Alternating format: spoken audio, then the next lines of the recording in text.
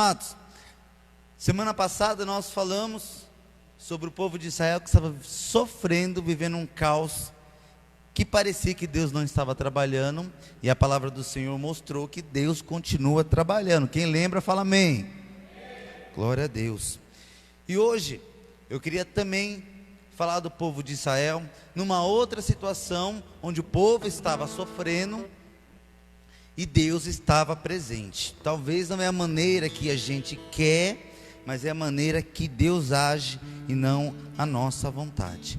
Queria que você abrisse a sua Bíblia ou no seu celular, em Jeremias capítulo 17, que nós vamos ver isso. Jeremias capítulo 17. Nós usamos a linguagem NVI. Se você quiser baixar no Play Store ou comprar uma Bíblia na internet.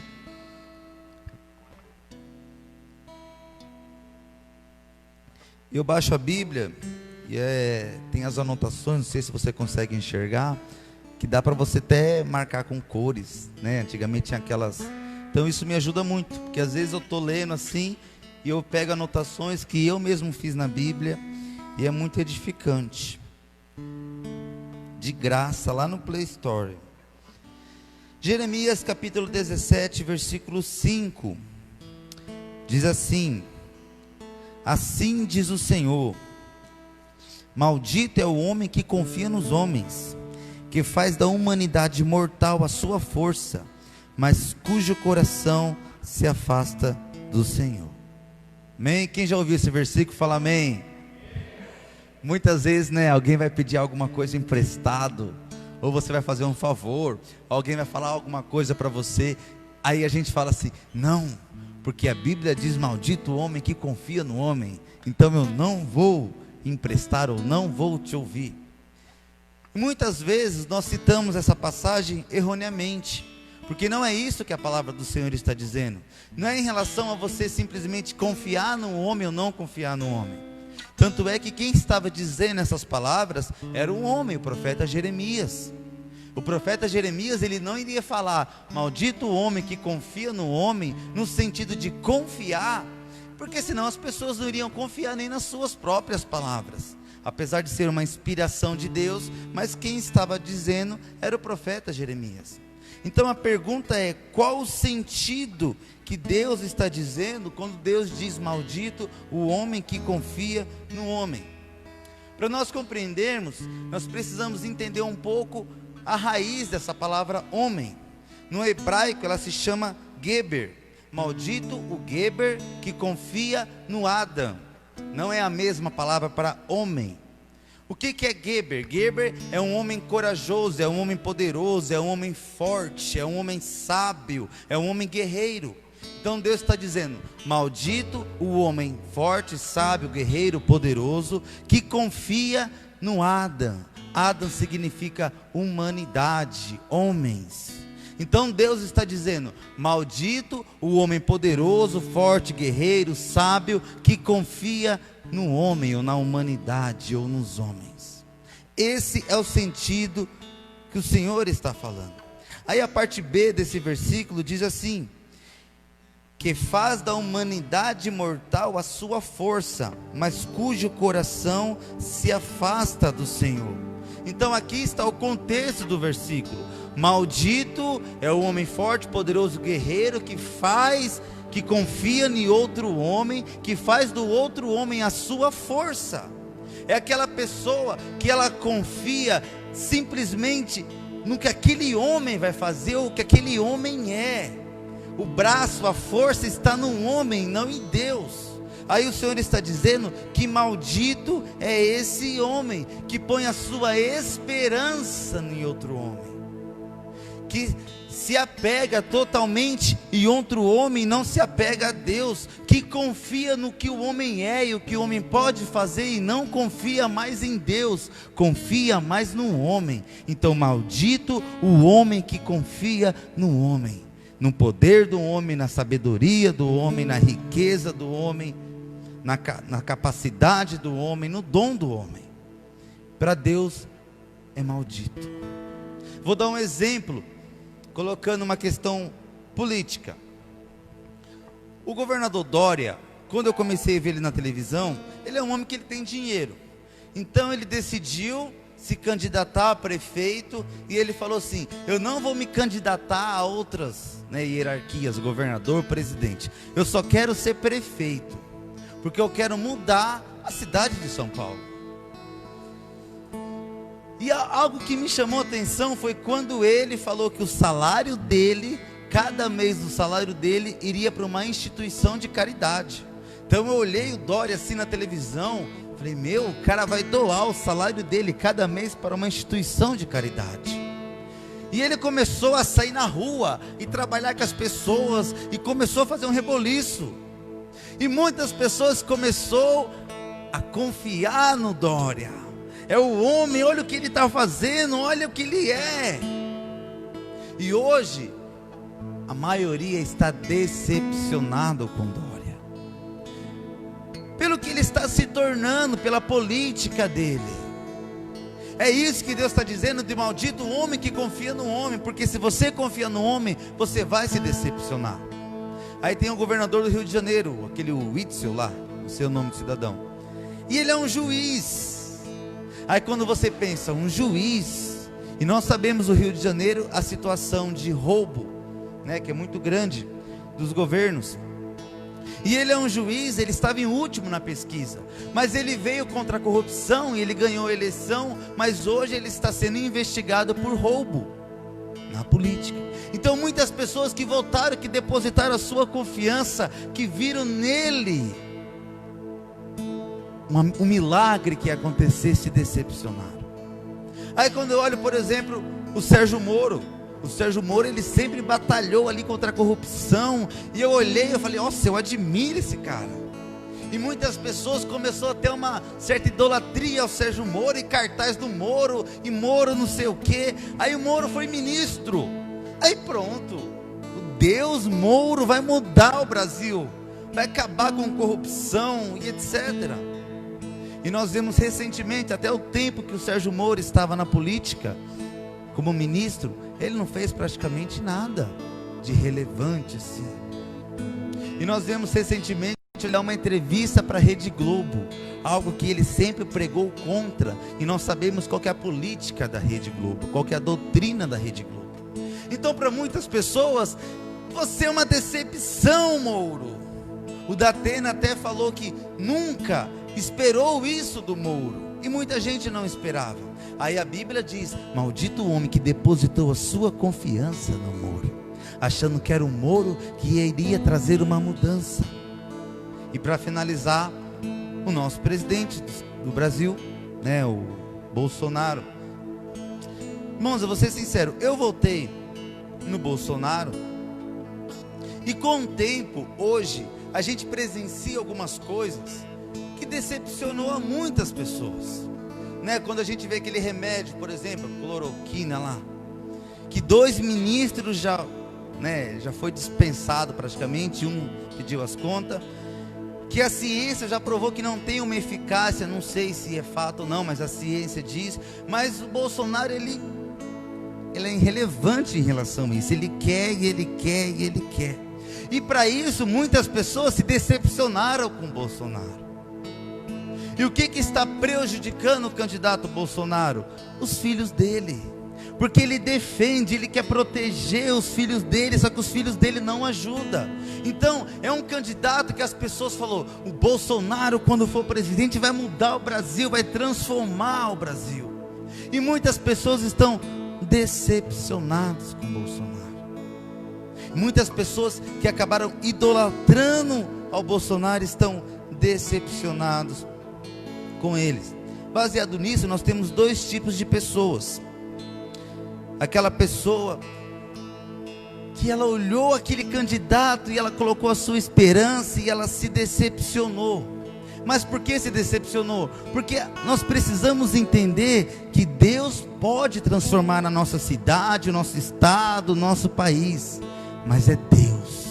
A nossa confiança tem que ser em Deus, para Deus usar aquele governante, aquele presidente, ou aquele prefeito, ou aquele ministro. Mas as pessoas, ela defende, ela olha o candidato, As pessoas, elas não clamam assim: Deus, usa aquele candidato, usa aquele governante, usa aquele presidente. Não, ela olha o homem. E quando ela olha o homem é o problema, porque a confiança dela passa a estar naquele homem e não em Deus. E ela se decepciona. Esse é o primeiro tipo de pessoa. O segundo tipo de pessoa é aquela pessoa que fica cega. É aquela pessoa que ela é defensora daquele candidato. Por exemplo, o Bolsonaro erra, mas tem pessoas que não enxergam o erro da pessoa. Tudo ela quer defender o candidato, como se o candidato ele fosse perfeito, mas não é perfeito, porque é homem. Aí eu vejo hoje até pastores defendendo veementemente o Bolsonaro, como se o Bolsonaro fosse um Deus, como se o Bolsonaro fosse perfeito, e tudo o que ele faz, e tudo que a mídia fala dele, vem pastor e defende. Não, porque isso, parece que Bolsonaro não erra, e erra e está errando muito. E qual que é o problema disso? Porque acaba virando uma idolatria, porque a confiança daquele pastor ou daquele crente não está em Deus usar o governante, mas está na capacidade, no caráter do governante. E esse é um perigo, porque quando você deposita a sua esperança no homem, a gente se decepciona. E infelizmente isso tem acontecido com muitas pessoas. Tem pastores, tem líderes que as redes sociais dele falam mais do Bolsonaro do que de Deus. Isso é idolatria, como se aquele candidato iria fazer alguma coisa relevante que não fosse Deus através do candidato. As pessoas esquecem de orar a Deus para usar a pessoa e simplesmente deposita sua esperança na pessoa. E a Bíblia deixa claro que para os olhos de Deus é uma pessoa maldita, ou seja, uma pessoa infeliz. Eu vou mostrar na Bíblia o quanto é importante nós confiarmos em Deus, que é Deus que vai trazer a mudança necessária para a nossa nação. Deus através de homens, mas a igreja ela tem que se levantar com um clamor, com uma intercessão, para que Deus opere em homens, e não a gente depositar a nossa esperança no nosso patrão, no nosso pai, na nossa esposa, no nosso filho, no nosso governante. Mas a nossa esperança de mudança tem que ser em Deus. Amém? Abra sua Bíblia no capítulo 25 de Jeremias.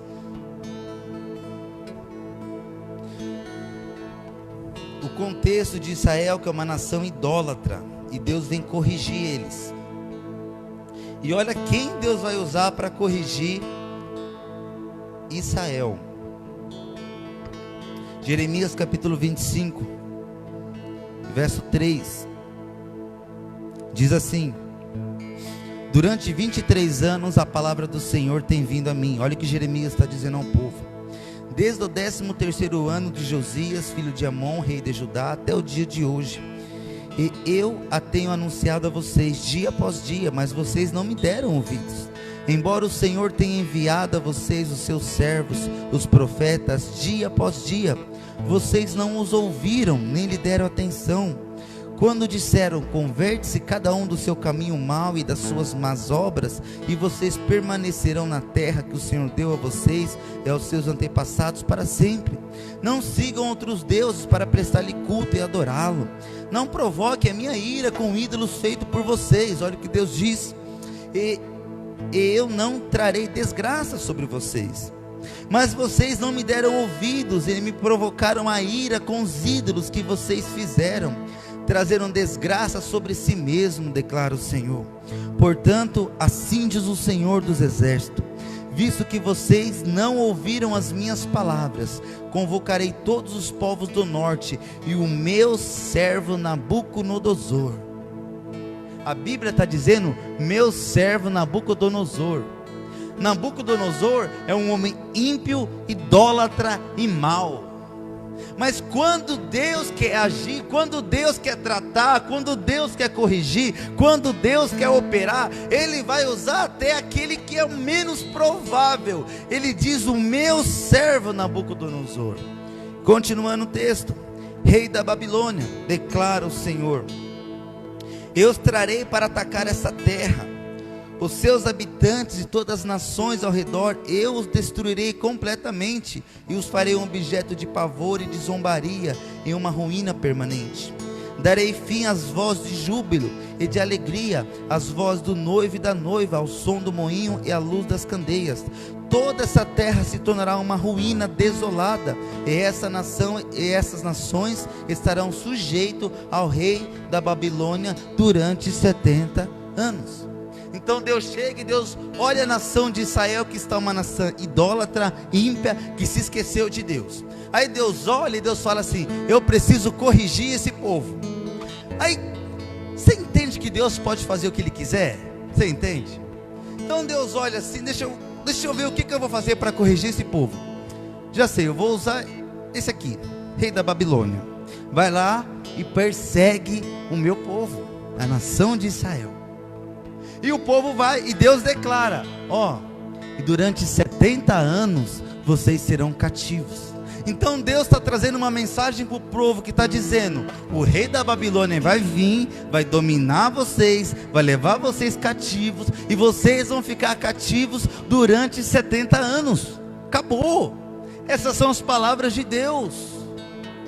Aí você pode até pensar: nossa, mas o rei da Babilônia também não é flor que se cheire, é um homem idólatra também, é um homem ímpio.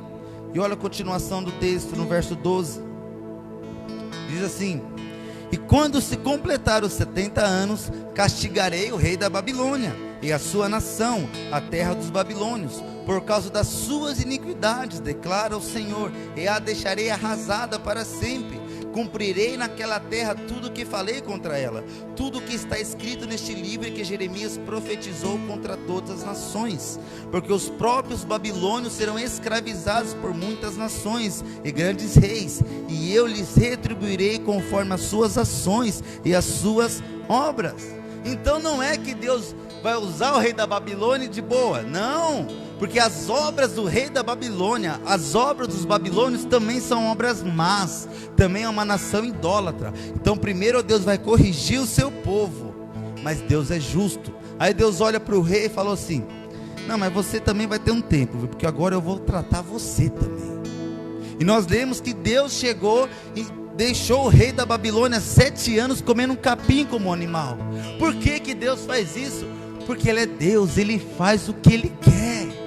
Ele é soberano, quando Ele quer fazer, Ele faz. Mas nós temos algo dentro de nós chamado liberdade.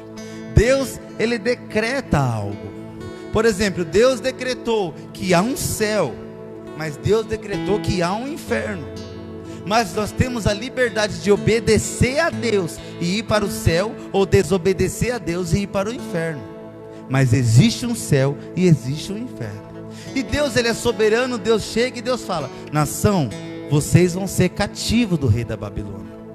Mas muitos não aceitaram. Olha o que diz o capítulo 38.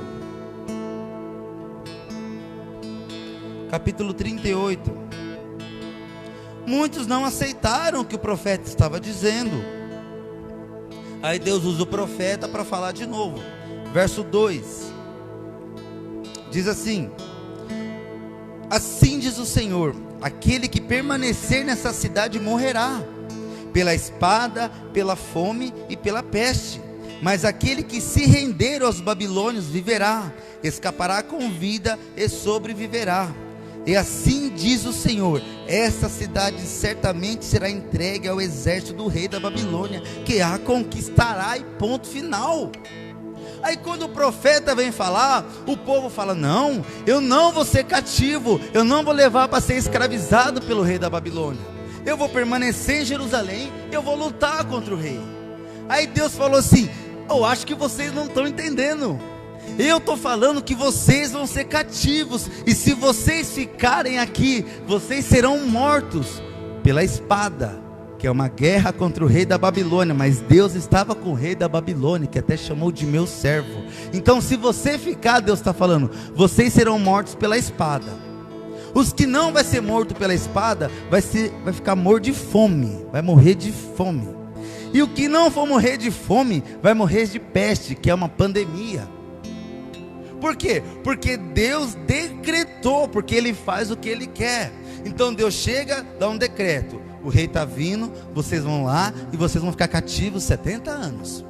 Não, Senhor, eu não aceito, eu vou lutar, eu vou fazer minhas alianças, porque o povo de Israel, eles estavam depositando a sua fé e esperança nos seus braços, na sua força.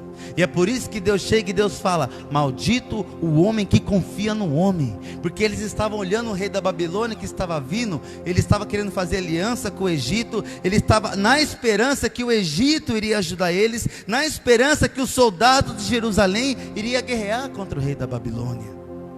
Maldito o homem que confia no homem. E Deus decretou: se vocês ficar, vocês vão morrer, porque é Deus que faz. Aí nós temos duas. Vou dar até um exemplo disso, de maldito o homem que confia no homem. Nós sabemos que essa pandemia, uma vacina resolveria, uma vacina. Mas qual que é a esperança da humanidade, dos governos, da mídia? Que a ciência ache uma vacina contra o Covid. Mas você não vê um clamor. Deus usa o homem para achar a vacina contra o Covid. Mas a esperança, a expectativa do homem está na ciência, está na medicina, está no dinheiro. Você entende quando Deus fala: maldito é o homem que confia no homem? Porque as pessoas não estão chegando mais a Deus e clamando a Deus. A esperança do homem está na ciência, está no dinheiro, está no poder, está na humanidade. Sendo que não houve esse clamor de falar: Deus, usa aquela pessoa, usa a ciência e traz a resposta para a nossa geração. É isso que Deus está querendo tratar nas nossas vidas. A nossa função é orar para o governo de Deus. Aí nós temos duas opções: a gente aceita o que Deus está dizendo, ou a gente fica rebelde. Porque o povo de Israel, muitos ficaram rebeldes, se revoltou contra Deus. Mas se você se revoltar contra Deus, Ele continua sendo Deus. Isso não vai mudar nada para Deus. Se você olhar essa pandemia e falar: Deus, por que isso, eu estou revoltado, Deus continua sendo Deus. Porque assim como diz essa canção, Ele faz o que Ele quer. E olha, continuando o versículo, olha o que o povo fez com o profeta Jeremias. Versículo 4: Então os líderes disseram ao rei: este homem deve morrer.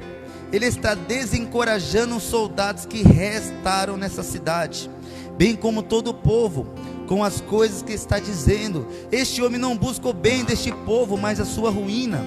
O rei Zedequias respondeu: ele está em suas mãos, o rei não pode opor-se a vocês. Assim pegaram Jeremias e o jogaram na cisterna de Malquias, filho do rei, a qual ficava no pátio da guarda. Baixaram Jeremias por meio das cordas para dentro da cisterna. Não havia água na cisterna, mas somente lama, e Jeremias afundou na lama. Então Deus usa o profeta para falar: gente, o rei está vindo, vocês vão, se vocês não for, vocês vão morrer. O povo ficou revoltado, pegou Jeremias e jogou num poço de lama. E a Bíblia diz que Jeremias afundou lá na lama. Aí a gente pensa: poxa, que é isso? Eu não vou ler o contexto, para não ficar muito extenso, mas depois a Bíblia vai dizer no mesmo capítulo, que um homem, um escravo do rei, um etíope, chega até o rei e fala assim: rei, Jeremias está num poço, e eu queria tirar Jeremias do poço. O rei olha e fala assim: tá bom, leva 30 homens com você e tira Jeremias do poço, porque senão Jeremias iria morrer dali. Agora a pergunta é: se o rei mesmo falou para jogar Jeremias no poço, por que no mesmo capítulo vai dizer que o rei manda tirar Jeremias do poço? Porque Deus olhou e falou assim: tira ele do poço. Leva 30 homens e tira ele do poço. Se o povo não quer ouvir, eles vão sofrer as consequências, mas Deus faz o que Ele quer. Quando Deus viu o seu profeta no poço, mandou simplesmente tirar Jeremias do poço. 30 homens foi lá, tirou Jeremias do poço. Jeremias continuou a sua vida. Você entende que Deus, Ele pode fazer o que Ele quiser conosco? Você entende que quando Deus decreta, simplesmente aquilo vai acontecer, independente do que a gente pensa? Mas quando você olha esses textos, vamos se colocar na cabeça do povo de Deus. Imagina chegar assim e falar assim: ó, vocês vão ser perseguidos, vocês vão ser levados para ser escravos. A sua geração vai estar escravo durante 70 anos. É óbvio que a carne do homem iria lutar contra isso. Eles estavam lutando porque eles não estavam aceitando isso. Mas olha o que diz em Jeremias 12:14. Assim diz o Senhor a respeito de todos os meus vizinhos, as nações ímpias que se apoderaram da herança que dei a Israel, meu povo. Eu os arrancarei da sua terra, arrancarei Judá no meio deles. Mas depois de arrancá-los, terei compaixão de novo. Eu os farei voltar cada um à sua propriedade e à sua terra. As primeiras palavras de Deus foi: nação de Israel, eu preciso tratar vocês. Vocês estão uma nação idólatra. Vocês vão ser cativos, mas eu terei compaixão de vocês. Vocês vão ficar 70 anos, mas depois eu prometo para vocês que a geração de vocês e vocês vão voltar para a sua terra, vão voltar para a sua propriedade. Lembra que nós falamos semana passada sobre o consolo de Deus? Não é que Deus simplesmente decretou. Deus, Ele traz uma palavra de esperança, de expectativa, de ânimo. Vocês vão sofrer porque vocês precisam dessa correção, mas eu vou trazer vocês de volta para a terra de vocês. Como diz em Salmos 23:4: mesmo que eu ande pelo vale da sombra da morte, não temerei, porque tu estás comigo, a tua vara e o teu cajado me consola. E como eu já preguei aqui sobre esse salmo, o que é uma vara e um cajado? É um bastão com a ponta redonda. A palavra do Senhor diz que a tua vara e o teu cajado me consolam. O que é a vara? Quem já apanhou aqui de vara, fala amém. O que é a vara? A Bíblia diz que a vara consola. É aquela ovelha que ela está rebelde, é aquela ovelha que ela está saindo dos propósitos de Deus. Deus precisa corrigir aquela ovelha. É vara. Então Deus está batendo e está doendo, o povo está sendo um cativo, mas a mesma palavra diz: e o teu cajado me consola. O cajado é a ponta da vara que faz uma curva, que o pastor usa para trazer a ovelha de volta. Isso é o consolo de Deus. Então Deus está dizendo para a nação: ó, eu preciso bater em vocês, eu preciso corrigir vocês, porque vocês estão tudo perdidos, estão tudo para o inferno desse jeito. Então eu vou corrigir vocês, vocês vão ser cativos, eu estou dando uma surra em vocês, mas depois eu vou trazer vocês de volta para a sua terra, a tua vara e o teu cajado me consola. Você pode ter certeza que nesse caos que nós estamos vivendo, está doendo para nós. Você sabe, o caos que nós estamos vivendo está doendo. Mas ao mesmo tempo o Senhor tem uma promessa dele, que o cajado dele nos consola. Eu queria voltar lá no capítulo 17, onde nós iniciamos essa mensagem. Nós lemos o versículo 5. Eu queria ler o versículo 6, para nós entendermos um pouco mais desse contexto. Verso 6 diz assim: maldito o homem que confia no homem.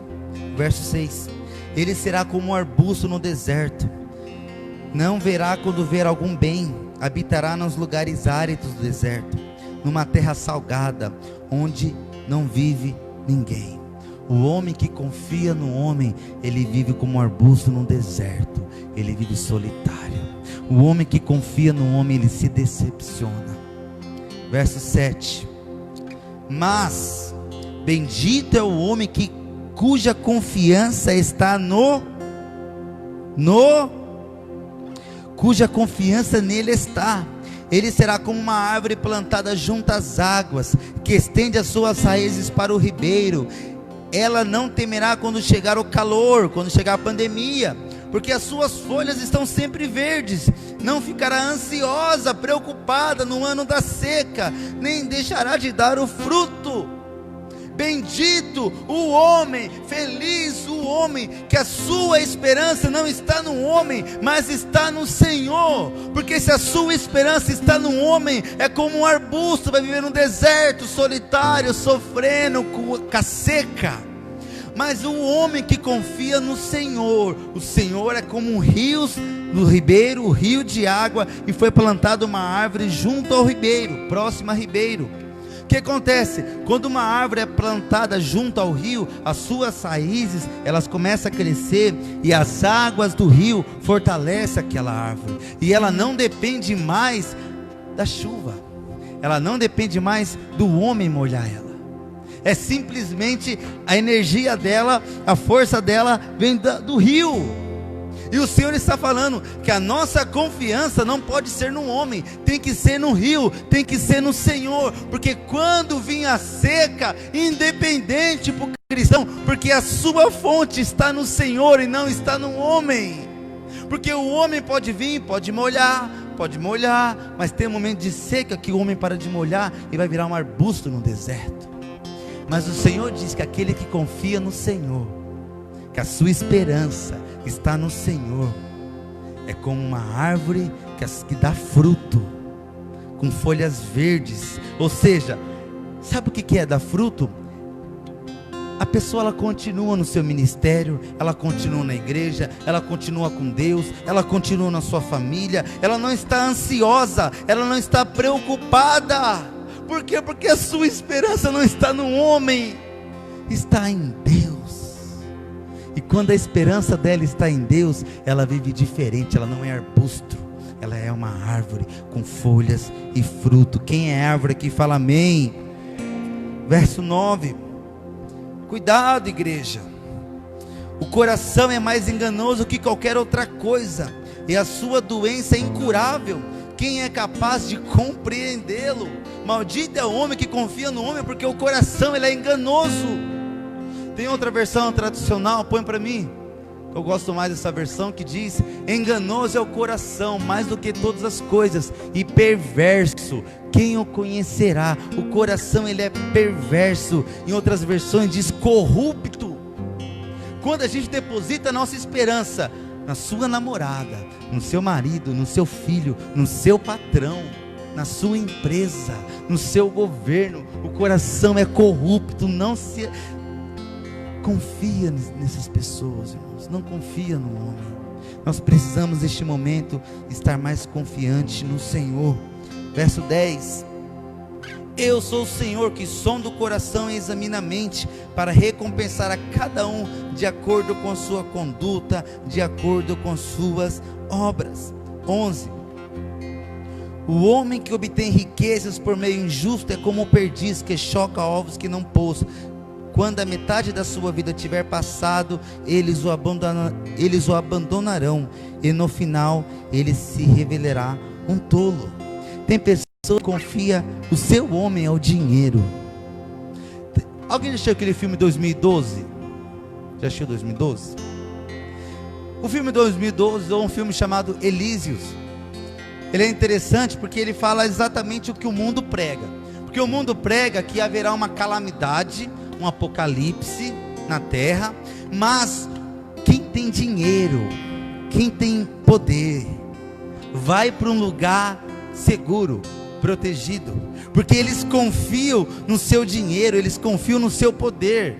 Aí a Bíblia está dizendo que maldito é o homem que confia no seu dinheiro, que confia no seu poder. Só que o mundo prega que a esperança, a confiança nossa, a estabilidade financeira é seguro, e a Bíblia chama essas pessoas de maldito. Verso 12: Um trono glorioso, exaltado desde o início, é o lugar do nosso santuário. Na versão Almeida diz assim: um trono de glória posto bem alto desde o princípio é o lugar do nosso santuário. Sabe o que é isso, irmãos? A palavra do Senhor diz, o próprio Deus está dizendo que desde o início tem um trono bem alto. Sabe o que é bem alto? É acima da calamidade, é acima do caos, é acima da pandemia. Tem um trono bem alto e lá é o nosso santuário. Ou seja, quando você vê esse caos sobre a terra, sobre o mundo, o desemprego, o vírus, etc., o Senhor diz que tem um trono, um santuário que está lá no alto desde o início, que é para mim e para você se achegar até esse trono, até esse santuário e clamar ao Senhor e descansar na presença do Senhor. Mas qual que é o nosso erro? O nosso erro é sentar no sofá, colocar no Jornal Nacional, e aquilo ali fica o nosso santuário, e aquele caos entra dentro do nosso coração, sendo que nós precisamos se achegar até Deus. Se uma pessoa que fica 1 hora assistindo o Jornal Nacional, que é só desgraça, se você pegar essa 1 hora, se trancar no seu quarto, ir nesse santuário que está acima da calamidade e descansar no Senhor, as suas forças serão renovadas, porque você estará ligando nesse rio, e você será diferente deste mundo. Verso 13: ó Senhor, esperança de Israel, todos que te abandonarem sofrerão vergonha, aqueles que se desviaram de ti terão seus nomes escritos no pó, pois abandonaram o Senhor, a fonte de água viva. Cura-me, Senhor, e eu serei curado, salva-me e eu serei salvo, pois tu és aquele a quem eu louvo. Aos que vivem me dizendo: aonde está a palavra do Senhor na pandemia? Que ela se cumpra. Mas não insiste eu contigo, para que afastaste a desgraça. Tu sabes que não desejei o dia do desespero, sabes o que saiu dos meus lábios, pois está diante de ti. Não seja motivo de pavor para mim, tu és o meu refúgio no dia da desgraça. Se coloque de pé nesta manhã. Tu és o meu refúgio no dia da desgraça. No dia da pandemia, eu preciso ao santuário, porque tu és o meu refúgio, o meu consolo, o meu abrigo. Está na hora de você voltar para o santuário. Está na hora de você sair deste caos, deste mundo. Está na hora de você confiar mais em Deus e menos no homem.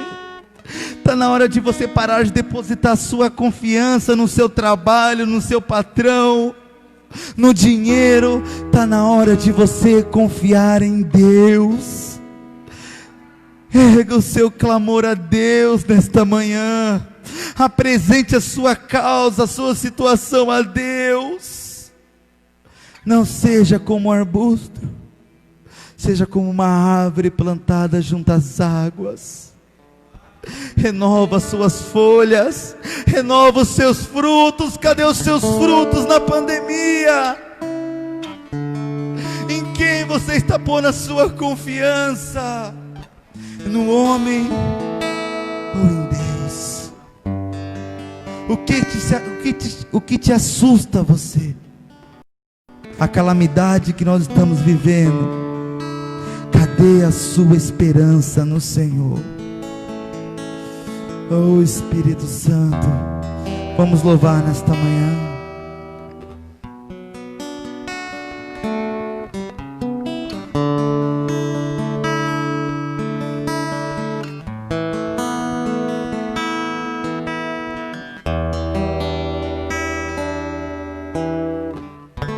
Tua voz me chama sobre as águas, onde os meus pés podem falhar, e ali te encontro no mistério, em meio ao mar. Confio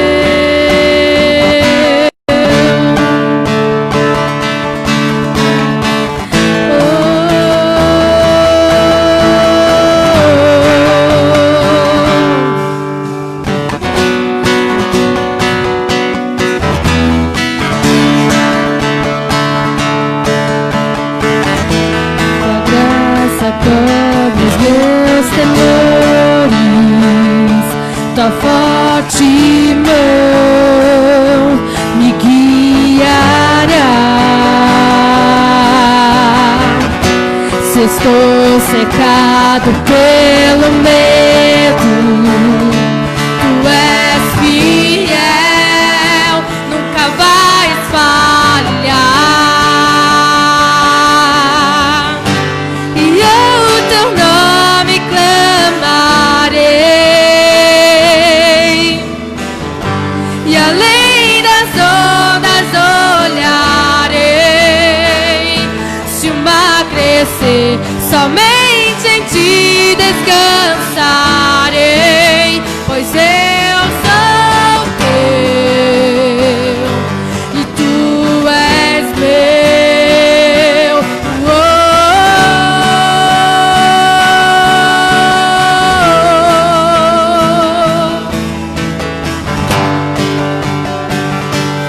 Tu és meu.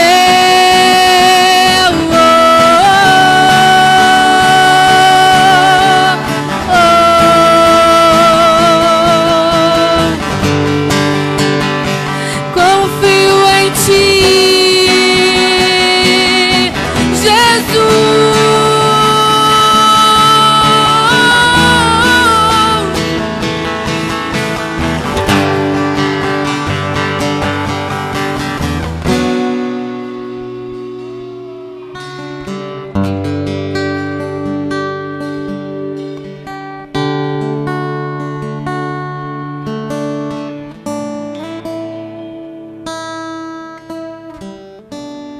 Guia-me para que em tudo em ti confie, sobre as águas eu caminhe, por onde quer que chames.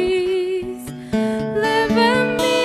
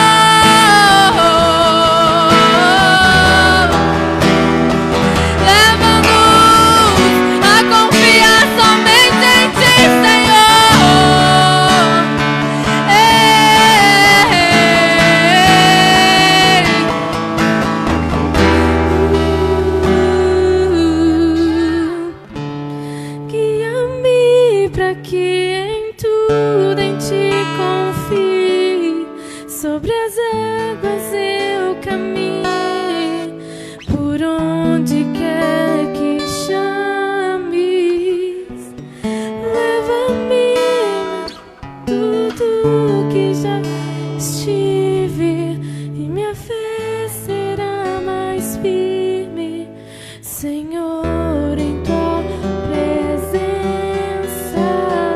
Aplauda ao Senhor nesta manhã. Glória a Deus. Aleluia. Leva essa palavra em seu coração. O Espírito Santo está conosco. Amém. Está tudo sob controle aos olhos de Deus. Isso é o que importa. Que seja feita sempre a vontade dEle. Deus abençoe a sua vida em nome do Senhor Jesus. Vá em paz. Bom almoço para você. Não põe cebola na comida.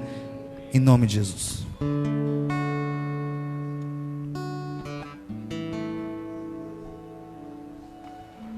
E sem tumultuar, vá embora.